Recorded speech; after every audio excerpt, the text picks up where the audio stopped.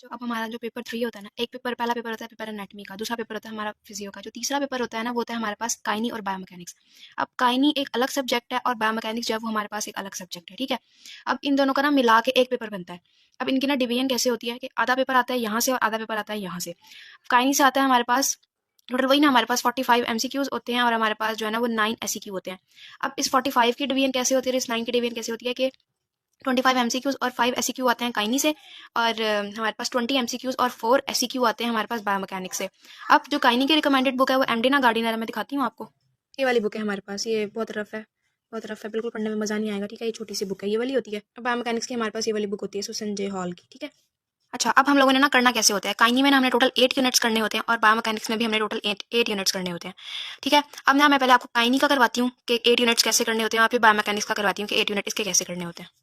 अब जो हम लोगों ने फर्स्ट ईयर में करना होता है ना, अच्छा बच्चों देखो, अब हम लोगों ने ना फर्स्ट ईयर में करने होते हैं पहले 1 से लेकर 7 यूनिट, और फिर करना होता है डिराइव पोजीशन वाला यूनिट। हम लोगों ने ये पार्ट 2, पार्ट 3, पार्ट 4, पार्ट 5 और पार्ट 6 कुछ भी नहीं करना होता सेकंड ईयर में, सॉरी फर्स्ट ईयर में। ये वाला सारा पार्ट करते हैं हम लोग सेकंड ईयर में, और फर्स्ट ईयर में हम लोग सिर्फ करते हैं ये पार्ट 1 और यहाँ पे अपेंडिक्स में डिराइव पोजीशन, ठीक है। अब मैं आप लोग को बताती हूँ कि हमारे 5 एससीक्यू और 25 एमसीक्यूज कैसे आने होते हैं।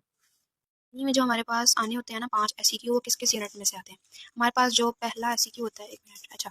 अब जो हमारे पास पहला एससीक्यू होता है ना वो आता है मैकेनिकल प्रिंसिपल में से। दूसरा एससीक्यू आता है हमारे पास इंट्रोडक्शन टू मूवमेंट में से।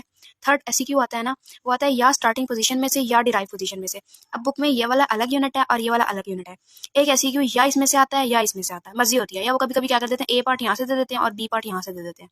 3 हो गए। चौथा एससीक्यू आता है हमारे पास एक्टिव मूवमेंट में से, और पांचवा एससीक्यू जो होता है या वो रिलैक्सेशन वाले यूनिट से आता है या पैसिव मूवमेंट वाले यूनिट में से आता है। ये अलग दिया हुआ यूनिट, ये अलग दिया हुआ है, अब उनकी मर्जी होती है वो रिलैक्सेशन वाले में से दे देते हैं या वो पैसिव वाले में से दे देते हैं।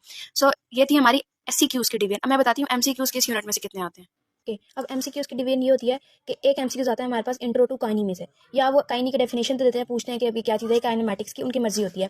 मैकेनिकल प्रिंसिपल्स में से आते हैं हमारे पास 6 एमसीक्यूज। इंट्रोडक्शन टू मूवमेंट में से हमारे